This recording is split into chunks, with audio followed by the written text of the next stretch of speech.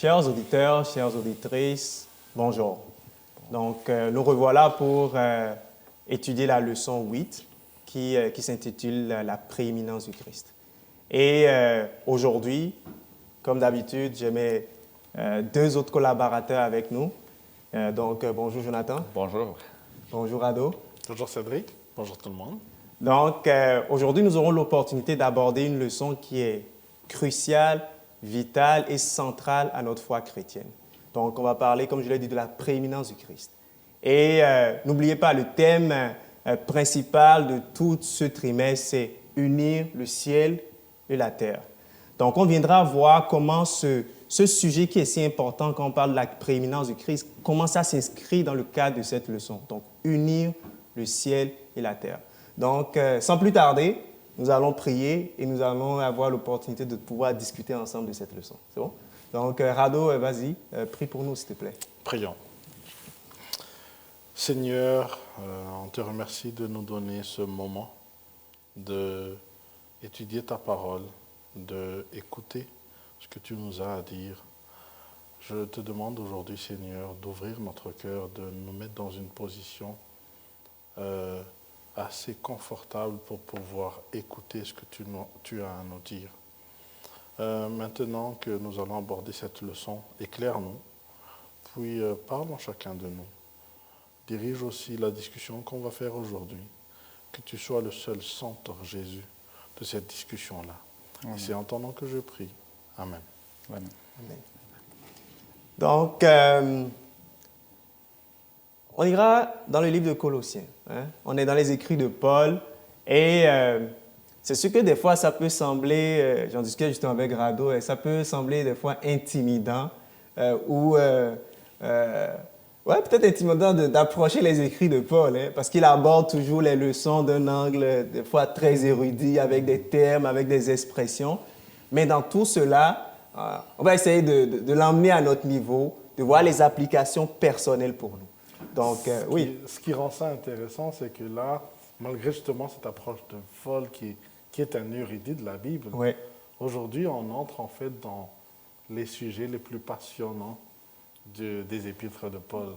Fait que ça rentre dans quelque chose d'un peu plus sérieux, ça rentre quelque chose d'un peu plus applicable à notre foi d'aujourd'hui. Puis là, ça devient passionnant. Bon, vous voyez le sourire de Rado, hein? Donc je pense qu'il a beaucoup à nous dire aussi et vous avez beaucoup de choses à nous partager aussi. On va poursuivre, on ira dans le livre de Colossiens. Hein? Aujourd'hui, on est dans le livre de Colossiens, on va rester là pour toute la leçon apparemment. On va dire le plus longtemps possible. Donc Colossiens chapitre 1, versets 7 à 15. On va lire ces quelques versets. Et le premier élément qu'on va aborder dans ces quelques versets, c'est l'image du Dieu invisible. Oublions pas, on est en train d'étudier aujourd'hui la prééminence du Christ dans le contexte d'unir le ciel et la terre. Et l'un des premiers éléments qu'on va voir, je le redis, c'est l'image du Dieu invisible. Donc, Colossiens 1, versets 7 à 15. Donc, Jonathan, si tu peux lire pour nous ces quelques versets. Colossiens 1, versets 7 à 15. 7 à 15. Oui, c'est ça. D'après les instructions que vous avez reçues d'Épaphras, notre bien-aimé compagnon de service, il est pour vous un fidèle ministre de Christ. Il nous a appris de quel amour l'Esprit vous aime. C'est pour cela que nous aussi, depuis le jour où nous en avons été informés, nous ne cessons de prier Dieu pour vous. Nous demandons que vous soyez remplis de la reconnaissance de sa volonté et toute sagesse et intelligence spirituelle, pour marcher d'une manière digne du Seigneur et lui être entièrement agréable, portant des fruits et toutes sortes de bonnes œuvres en croissant par la connaissance de Dieu. Fortifié à tous égards par sa puissance glorieuse, en sorte que vous soyez toujours avec joie, persévérant et patient. Rendez grâce au Père qui vous a rendu capable d'avoir part à l'héritage des saints dans la lumière. Il nous a délivrés de la puissance des ténèbres et nous a transportés dans le royaume de son Fils bien-aimé, en qui nous avons la rédemption, le pardon des péchés. Le Fils est l'image de Dieu invisible, le premier-né de toute création. Donc, dans ces versets Merci beaucoup, Jonathan. Dans ces versets qu'on vient de lire, où Paul, bien sûr, à un moment, il commence à introduire la personnalité, la personne du Christ. Et dans le verset 15, il souligne quelque chose, en tout cas un élément qui est vraiment important par rapport à Christ. Et il dit lequel, donc il parle de Jésus. Il dit lequel est l'image de Dieu invisible, le premier-né de toutes les créatures. Et dans certaines versions, comme tu le dis, c'est le premier-né de la création. Donc, la première question que j'ai pour nous, chers messieurs, c'est que signifie l'expression « image du Dieu invisible » ? Parce que Paul dit « lequel est l'image de Dieu invisible » ? Je vais répondre par une illustration. OK. Il y a eu un pasteur qui avait croisé un garçon qui vient d'avoir deux oisillons, deux petits oisillons, Ouais. dans une cage. Puis le pasteur l'ayant croisé avait dit, qu'est-ce que tu vas faire de ces oisillons-là? Il me dit, je vais jouer avec et puis une fois que j'aurai terminé, je vais probablement donner à manger à mon chat. Il va les donner en pâture au chat. Okay. C'est ça. Wow. Alors l'avenir était certain pour ces oisillons-là. Le pasteur a dit, j'ai $2. On considère que ça fait très longtemps. J'ai $2 avec moi. Je vais t'acheter ces 2 oisillons. Puis le garçon dit, mais $2, c'est un peu trop cher. Mais pourquoi vous voulez ces oisillons? Il suffit de les chasser pour en avoir. Puis, Mais le pasteur a dit, je prends. Le garçon, tout content, est parti avec ses $2, puis est reparti chez lui, finalement. Mais lui, une fois qu'il a reçu les oisillons, il a ouvert la cage et puis il a relâché les oisillons. Mais il a gardé la cage. Il est revenu le sabbat suivant et il en a fait un exemple. C'est l'exemple de Jésus, en fait. Il dit, cette cage-là, c'est l'exemple de... Ce que moi j'ai fait comme sacrifice, c'est un exemple de ce que Jésus avait fait pour l'humanité. Alors, pour répondre maintenant à ta question, c'est l'image, en fait, c'est l'exemple, c'est ce qui fait paraître quelque chose qui est réel, c'est l'image qu'on a de quelque chose qui fait en sorte que ça rapporte à quelqu'un. Ah, OK. Donc, la seule personne qui a vu Dieu pas tout à fait complet, c'est Moïse, quand il lui a demandé de lui montrer sa gloire. Et Dieu lui a permis même une partie. Il a vu le dos. Quand Jésus était ici sur terre avec les disciples, il parlait autant de son Père et que son Père lui avait envoyé à faire sa volonté. À un moment donné, les disciples ont demandé à Jésus de lui montrer le Père. Effectivement. Ils voulaient connaître aussi le Père. Mais Dieu les a dit, si vous m'avez vu, vous avez vu mon Père. Parce que lui, il travaillait pour son Père, il était très attaché, il a fait la volonté que Jésus était l'image de son Père. Si on voulait voir les Pères célestes, Dieu, il faut fixer les yeux sur Jésus. Donc, merci beaucoup pour les illustrations que vous avez données. Et je pense aussi pour renchérir et pour aller dans le même sens, je trouve que c'est quand même déjà effectivement extraordinaire que on rend quelque chose d'invisible visible. Dieu est dans l'invisible. Et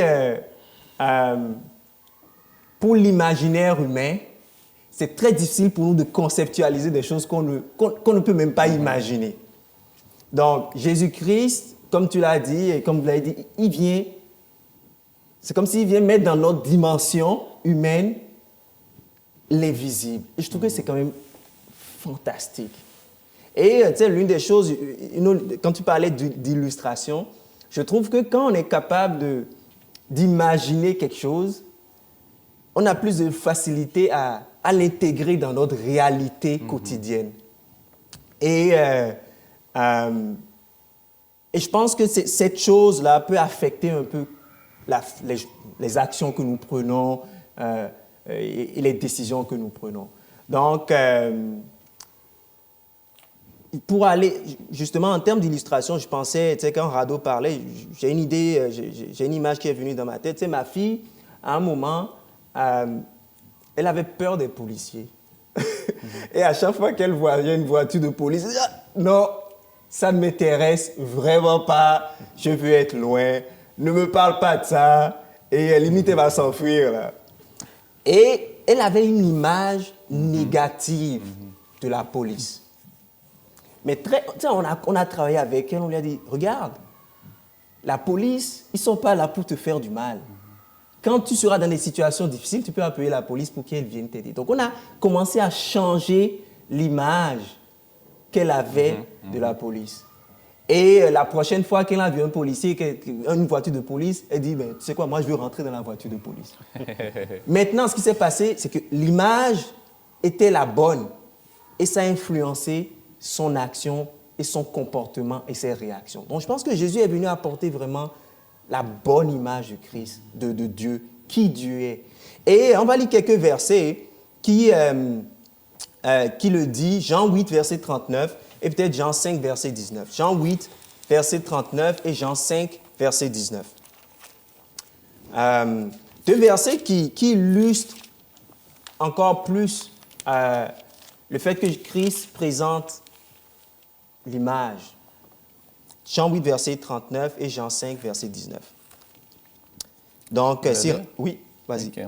Jean 8, 39. Oui. Ils lui répondirent, notre père, c'est Abraham. Jésus leur dit, si vous étiez enfant, Abraham, vous feriez les œuvres d'Abraham. OK. Et Jean 5, verset 19. Je vais lire. Oui. Jésus reprit donc la parole et leur dit, en vérité, je vous le dis, le Fils ne peut rien faire de lui-même. Il ne fait que ce qu'il voit faire au Père. Et tout ce que le Père fait, le Fils aussi le fait pareillement. Donc, ce que Christ est en train de dire, ce que le Fils fait, c'est parce qu'il a vu le Père faire également. Donc, quand Christ agit, c'est une manière de dire que c'est Dieu qui agit. C'est quand Christ parle, c'est une manière de dire que c'est Dieu qui parle. Et j'ai vraiment aimé la leçon, ce que c'est indiqué dans la leçon, en parlant justement de l'image du Dieu invisible. La leçon dit que Christ était la pensée de Dieu rendue audible et le caractère de Dieu rendu visible. J'ai trouvé ça fantastique. Parce que c'est vraiment ça, quand on parlait d'image, justement quand on voit vos éléments que vous avez apportés. La pensée de Dieu audible et le caractère de Dieu rendu visible. Et je trouve que, regarde, c'est assez extraordinaire pour nous que Christ puisse ramener l'invisible dans le visible. Tu voulais rajouter quelque chose? Jésus a été envoyé comme un autre exemple. Oui. Et nous l'avions étudié dans la semaine de prière que nous avons faite pendant 10 jours. Pendant 10 jours, dans plusieurs pays. Oui. Et nous l'avons étudié que Jésus était notre exemple. Comment qu'il faisait pour écouter, pour faire les biens, faire ce que le Père lui avait demandé de faire. Ouais. Parce que nous avons une image erronée de Dieu. Ouais. Et c'est ce que, à l'époque, quand Jésus est venu, hein, les pharisiens, les Juifs, ils avaient corrompu un peu l'image de Dieu en faisant des fardeaux difficiles pour le peuple. Bon point. Et parce que le peuple, il pensait en autre chose de ce Dieu qui avait délivré le peuple autant de fois dans le passé. Ouais. Ils attendaient la même chose que Dieu délivrait son peuple de l'Empire romain. Mais aussi, il y avait les fardeaux des pharisiens, des Juifs. Les lois humaines Oui, c'était toutes qui sortes entouraient de limites. la foi. Et là, on n'est pas, comment dire, on ne peut pas l'échapper aujourd'hui. Parce qu'il y a des gens qui disent que si on prend l'Ancien Testament et on vient l'exprimer, il y a du sang qui va couler.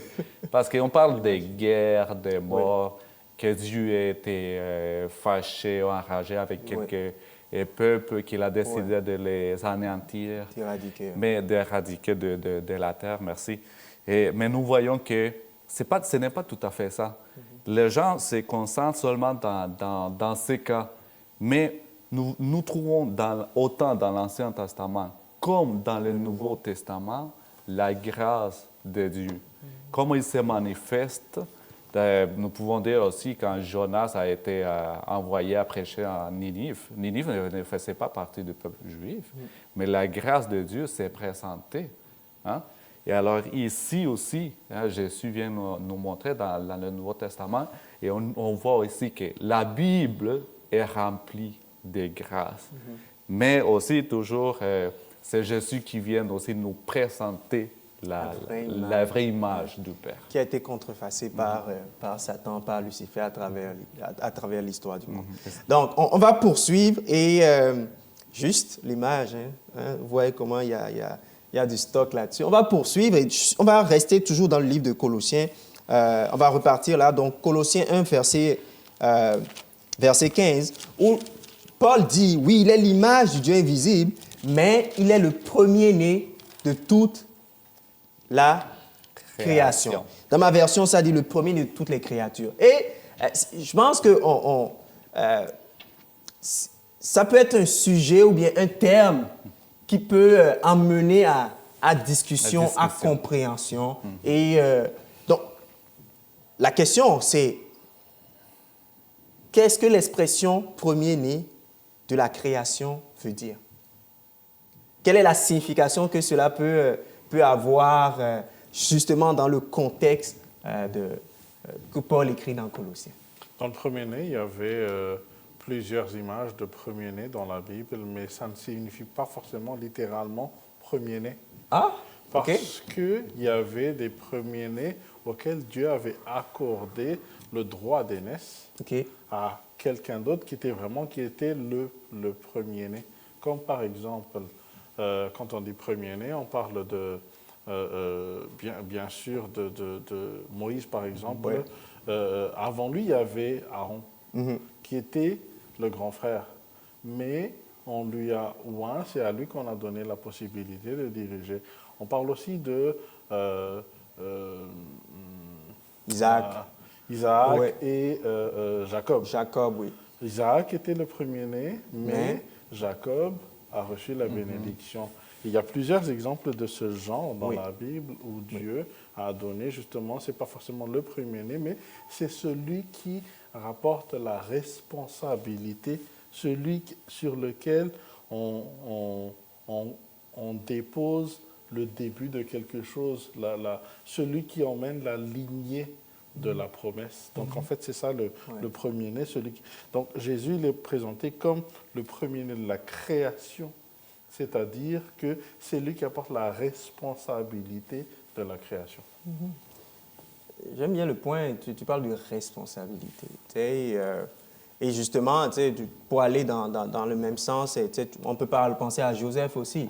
Joseph, il n'était pas le fils. Il était le 11e. Il était le 11e, mais quand on regarde dans l'histoire et de l'expérience de Joseph, c'est comme s'il était le premier-né. Parce que tous ses frères, ses parents, ultimement, lui ont donné allégeance d'une certaine manière. Donc, le premier-né, oui, effectivement, c'est pas, comme on le voit dans le contexte biblique, c'est pas forcément dans un contexte de rang.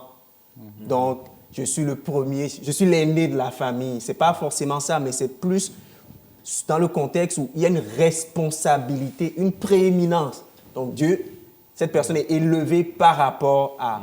Donc, je pense qu'il faut faire attention et ne pas le comprendre dans nos mots aujourd'hui humains, n'est-ce pas? Ou quand on parle de premier-né d'une famille, c'est l'aîné, après il y a le cadet, le benjamin. Donc, je pense, faisons attention dans la compréhension biblique des termes premiers-nés. Oui, parce que comme tu disais, ça pourrait amener des problèmes de compréhension, parce qu'il y a des gens qui disent, comment le premier-né, c'est comment dire que Jésus a été créé. C'est ça.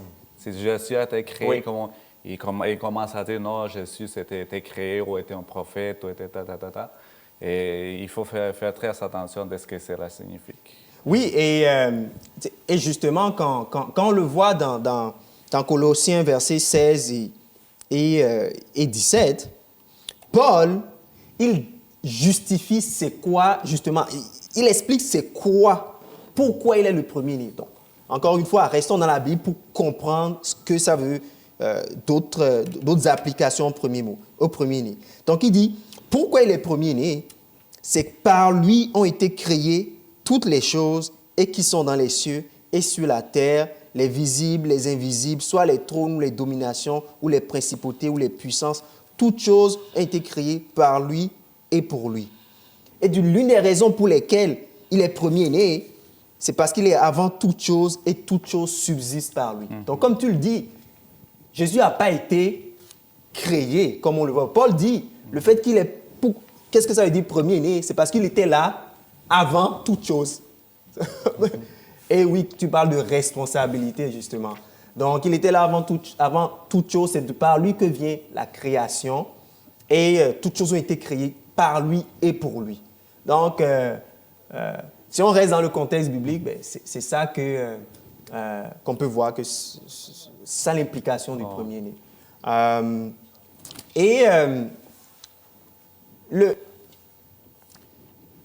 Je voulais partager aussi une réflexion par rapport au premier-né et justement le point que tu as mentionné dans le contexte que Jésus a été créé. Parce que la leçon en parle aussi. Si Jésus a été créé, ça veut dire que Dieu a envoyé un être créé pour mourir à la place de l'humanité. Ça, c'est comme si ça vient briser le plan, en tout cas, briser le plan du salut. Parce que ça veut dire que Dieu, c'est comme si pour un problème éternel, qui est la mort éternelle, Dieu vient envoyer un être fini. Alors que pour un problème éternel, donc la mort éternelle, il fallait une solution éternelle. Donc, je trouve que c'est quand même très important que Christ, le premier-né, soit compris dans ce sens-là, comme Paul le dit, et non justement dans la dimension de la création, dans la dimension que Jésus a été créé. Mais on va continuer à lire Colossiens verset 18. Colossiens verset 18, si tu peux lire pour nous, Rado. Il est la tête du corps de l'Église. Il est le commencement, le premier-né d'entre les morts, afin d'être en tout le premier, car Dieu a... voilà. Oui, afin que... Oui, tu peux finir, oui, tu peux continuer. Car Dieu a voulu que toute plénitude habitant en lui. Parfait. Donc, ici, on a parlé de Christ comme l'image du Dieu invisible. On a parlé du premier-né de la création. Et là, on présente une troisième dimension de Christ qui est celui du chef de l'Église. Quelle est l'implication? Pourquoi est-ce que c'est important de se rappeler que Jésus est le chef de l'Église? Pourquoi c'est aussi crucial par rapport à notre foi, par rapport à nous en tant qu'Église, de se rappeler que Jésus est la tête de l'Église? Justement, tu parles de tête, l'Église est considérée comme le corps. Oui. Fait qu'il y a un tout.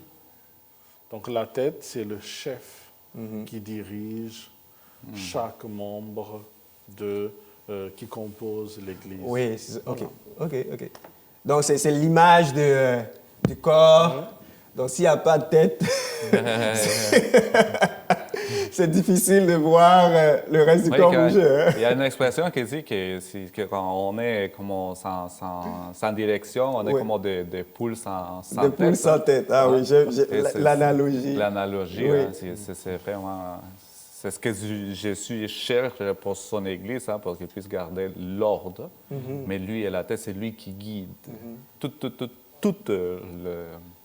Comme Rado disait, tout le corps, obéissent tout ce que la tête lui dit de faire. Dans notre cas, c'est Jésus-Christ. Oui, et la manière dont la leçon est bâtie est quand même intéressante parce que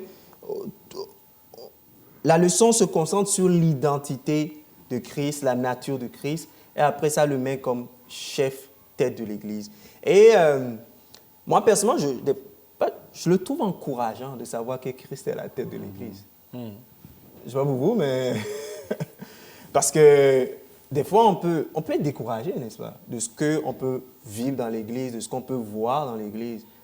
Mais juste de savoir que c'est lui la tête, mais tu sais que ton Église ne va pas tomber. Ne va pas tomber. Donc, moi, je trouve que c'est encourageant. Malgré la difficulté que l'Église puisse confronter aujourd'hui, elle ne va pas tomber. Elle ne va pas tomber. Parce que Christ c'est Christ qui dirige. Qui dirige. Donc, la leçon disait ainsi, en tant que chef de l'Église, Christ dirige, soutient l'unité et favorise la croissance spirituelle de l'Église. Donc, c'est lui le pourvoyeur, c'est lui le rédempteur, c'est lui qui met les ressources pour que l'Église puisse avancer. C'est encourageant. Ça nous aide dans les situations difficiles à nous reposer sur ça. Maintenant, si on continue encore dans le livre de Colossiens, là on va parler d'un point central aussi à l'identité, la nature du Christ, c'est le principe de réconciliation. Donc dans Colossiens 1, verset 19 à 22, si tu peux lire pour nous, Jonathan. 1, 19 à 22? Oui. Car Dieu a voulu faire habiter toute plénitude en lui. Il a voulu par lui tout réconcilier avec lui-même, tant ce qui est sur la terre, que ce qui est dans les cieux, en faisant la paix par lui, par le sang de sa croix. 21, c'est? Oui. Et vous qui êtes autrefois étrangers et ennemis par vos pensées et par vos mauvaises œuvres, il vous a maintenant réconcilié par sa mort dans le corps de sa chair. Donc, quand on parle de réconciliation, comment Dieu le Père a réconcilié toutes choses avec lui-même par l'intermédiaire de son Fils? Qu'est-ce que ça veut dire, cette réconciliation pour nous? Comment vous le voyez appliqué à nous? Parce qu'il y avait un seul moyen. Un seul moyen de vaincre le péché. Ouais. Et de cette façon-là, casser ou briser le mur qui divise, ou qui divisait l'humanité et le Créateur, la créature et le Créateur. Et c'est seulement par les plans de salut qui a été créé depuis de la fondation du monde. Depuis de la fondation du monde, et que Jésus, quand il était sur terre, il a fait la volonté de son Père. Et ils ont exécuté le plan de salut pas à pas, en son temps. Pas avancer, reculer le temps. Il le faisait tout en son temps, jusqu'à ce qu'il s'est rendu sur la croix. Il meurt pour nos péchés, sachant que l'œuvre qu'il avait faite était selon la volonté du Père. Et la leçon nous dit que cela a plu à son Père. Jésus a plu à son Père d'habiter dans la plénitude. En sachant que l'œuvre que Jésus a faite sur terre jusqu'à la mort, l'œuvre a été accomplie, en mourant sur la croix, c'est là où Jésus vient briser ce qui séparait le voile, le mur, tout ce qui séparait le Créateur avec la créature, et il nous a réconciliés par sa mort sur la croix, a réconcilié la créature avec le Créateur. Okay. Et justement, quand on parle de réconciliation, on réconcilie deux personnes qui sont séparées. Ici, on va dire qu'ils sont en chicane. Donc, c'est ça. Hein? Et je pense, Isaïe nous rappelle que c'est nos péchés qui nous séparent de Dieu. Et je pense que tu l'as bien mentionné, où dans Colossiens, verset 20, ça dit, il nous a réconciliés par lui. Il a réconcilié par lui toutes choses avec soi, ayant fait la paix par le sang de sa croix.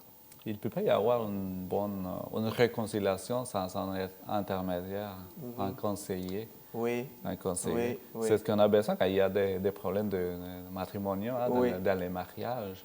On cherche toujours quelqu'un, que ce soit le pasteur ou une personne qui puisse aider à voir notre point faible, c'est ce que nous avons fait pour qu'on puisse revenir, se réunir encore une fois.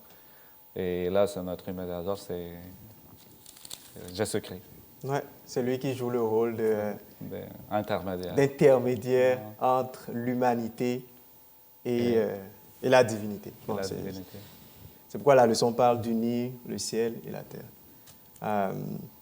Fait que je trouve que c'est quand même des éléments très importants et très cruciaux qu'on voit dans cette leçon par rapport à Christ. Et on a vu plusieurs éléments. Dans Colossiens 1, verset 16, 15 à 16, l'image du Dieu invisible, le premier-né, le chef du corps de l'Église, le chef du corps de l'Église et celui qui réconcilie. Rado, est-ce qu'en termes d'application pratique, quand on encapsule tout ça, est-ce qu'il y a des éléments avec lesquels on peut repartir en plus de tout ce qu'on a dit aujourd'hui? Effectivement, oui. Mais en fait, pour englober tout ça, on a vu 5 étapes. En fait, les 5 facettes de la prééminence de Christ. Là, on avait 5. C'était l'image. Oui, l'image du Dieu invisible. Le premier-né. Le premier-né. C'était quoi aussi les 3 autres? C'était la tête du corps. La tête du corps. Oui, il y avait aussi... le premier-né de... il y avait aussi le commencement. Oui. C'était le commencement de tout. Tout a été créé par lui et pour lui. Et la réconciliation de Jésus. Tout ça, en fait, ça nous ramène à une seule chose. Si je résume, si je mets tout ça j'englobe tout ça dans quelque chose, dans une conclusion, c'est que, en fait, Jésus a été créé pour pouvoir nous réconcilier avec Dieu. On avait dit tout à l'heure que il y avait séparation. Mais Jésus est venu, pas été créé. Je pense que c'est ça que tu voulais dire. Est venu. Merci de la rectification. Le rôle de Jésus ça. était de nous réconcilier avec le Père. Pourquoi? Parce qu'il y avait une condition. Le péché, en fait, a séparé Dieu. C'est ça. Comme Isaïe le dit, vos péchés m'ont séparé. Il y avait une seule condition. Il y avait plusieurs conditions, en fait, pour que Dieu puisse se réconcilier avec les hommes. Comme on était séparés, et en fait, Jésus, c'était l'être qui a rempli toutes les conditions pour pouvoir remettre ensemble Dieu et les hommes. La possibilité de mettre ensemble Dieu et les hommes. C'était quoi ces conditions-là? En fait, les conditions, c'est que Dieu, d'abord, on avait dit que le salaire du péché, c'était la mort. Oui. Jésus était mort. Mais par contre, il fallait que ce soit des hommes qui étaient morts. Il ne fallait pas que ce soit Dieu qui soit mort. Mais Jésus était un homme. Et Jésus, en fait, et c'est là le rôle de Jésus, comme on disait que tout a été créé par lui et pour lui. Parce qu'en fait, sans son rôle, il n'y aura jamais possibilité justement pour l'homme d'être réconcilié avec Dieu. Alors, maintenant, la question, c'est quoi, qu'est-ce que Jésus a fait justement? C'était quoi dans ce rôle de Jésus? C'était quoi, qu'est-ce que Jésus a fait pour pouvoir réconcilier l'homme et Dieu? Est-ce que vous avez une idée? Mais je pense, comme on le dit, au centre de cette réconciliation, je trouve que c'est la croix pour moi. Exactement. La croix se trouve sur cette montagne qui lie l'humanité et la divinité. Je ne vois pas d'autre chose d'aussi centrale que ça. C'est la seule, c'est la croix. C'est la mort de Jésus. Jésus a été le créateur. Mais Jésus, ça c'était avant le péché, au moment où on a créé l'homme. Mais ensuite, l'homme est tombé. Et Jésus a été le rédempteur. Il y a une nouvelle recréation de l'homme. Et c'est là le rôle de Jésus. Au début, en ayant été ressuscité, il est le rédempteur parce qu'il nous a donné la possibilité d'accéder à la vie éternelle. Amen. Et à la fin, c'est lui qui va nous récupérer. Donc le début, le milieu, la fin, tout ça c'est Jésus. C'est vraiment ça. Dans tout ça, c'est le rôle de Jésus en fait. Maintenant, je vais vous laisser avec des questions pour la semaine. La question qui se pose, c'est que, on avait dit tout à l'heure, l'image. Jésus a été l'image du Dieu invisible. Mais nous aussi, on a un rôle. Nous devons être l'image de Jésus. Oui. Je vais vous laisser avec cette réflexion en disant, pour vous, c'est quoi, c'est comment agir pour être une image de Jésus. Est-ce que je suis l'image de Jésus dans ma vie? Ça, c'est la première que je vais vous laisser. Et la deuxième, ce sera, alors, est-ce que Jésus, celui qui était ce créateur, celui qui était ce rédempteur, est-ce que c'est vraiment mon Seigneur dans ma vie d'aujourd'hui? Oui, Voilà parce les que réflexions. Ce sont des questions, comment dire, qu'on ne peut pas répondre c'est à l'intérieur. Avec lequel Rhétorique, partir, Ce sont des questions rhétoriques qu'on voilà. dit que c'est qu'il Oui, faut oui. y réfléchir et penser à nous dedans. Est-ce que nous le faisons vraiment? Est-ce qu'on agit vraiment tel que Jésus veut que l'on fasse? Est-ce qu'on se montre aux autres tel que Jésus était? Parce que oui, Jésus est déjà parti dans le ciel, mais l'appel est pour nous, que nous soyons l'image alors de Christ. Parce que Christ était l'image de son Père. Et nous avons été appelés pour devenir l'image de Christ Jésus. Et que les gens puissent connaître Jésus comme il doit être connu. Oui. Je pense que ça clôture bien notre réflexion de ce moment. Et je vais nous laisser je vais nous laisser, ainsi que nos téléspectateurs qui nous suivent, avec une citation qu'on trouve dans le ministère de la guérison, écrit par Ellen White. Elle dit: il y a 19 siècles, justement, le monde désirait ardemment la révélation du Christ. Donc, comme tu l'as dit, du temps des pharisiens, du temps du peuple d'Israël, le monde désirait ardemment la révélation du Christ. Parce qu'entre le dernier prophète Malachie et la venue de Jésus, il y a eu quand même plusieurs siècles. Et elle dit, il y en est encore ainsi aujourd'hui. Donc, il y a 19 siècles, le monde désirait la révélation du Christ. Il en est encore ainsi aujourd'hui. Il nous faut une réforme totale. Seule la grâce du Sauveur peut accomplir cette œuvre de restauration qui s'impose au triple point de vue physique, mental et spirituel. Donc, Jésus, quand il est venu sur la terre, il a montré cette image parfaite du Père. Aujourd'hui, nous aussi, nous avons ce mandat de montrer cette image parfaite du Christ. L'un des éléments qui a permis à Jésus justement de montrer cette image parfaite du Christ, du Père, il a tout le temps dit, il était un avec le Père. Il avait cette proximité, il avait cette relation avec Dieu qui lui permettait de présenter le caractère de Dieu aux autres. Nous avons le même appel aujourd'hui. Dieu, Christ nous appelle à investir du temps dans la relation avec lui. Parce que c'est de cette seule manière que nous pouvons refléter la vraie image du Christ. Amen. Donc, c'est l'encouragement que j'ai pour nous qui sommes sur ce plateau et c'est l'encouragement que j'ai pour nos auditeurs qui nous accompagnent pour la leçon d'aujourd'hui. Donc, que Dieu nous fortifie. Amen. Et nous allons finir avec une prière. Donc, Jonathan, si tu peux prier pour nous, pour clôturer la leçon. Prions.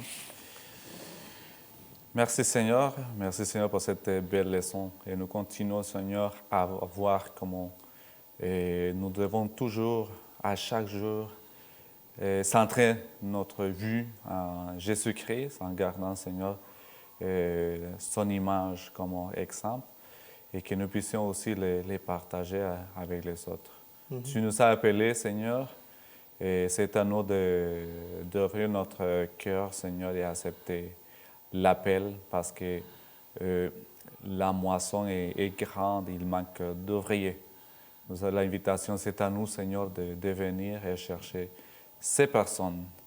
Et, merci au Père Céleste de nous utiliser et que nous puissions refléter les caractères de Jésus-Christ pour que d'autres personnes, Seigneur, puissent te connaître et savoir, Seigneur, qu'il y a un Père qui les aime et qu'il souhaite, Seigneur, que tous soyons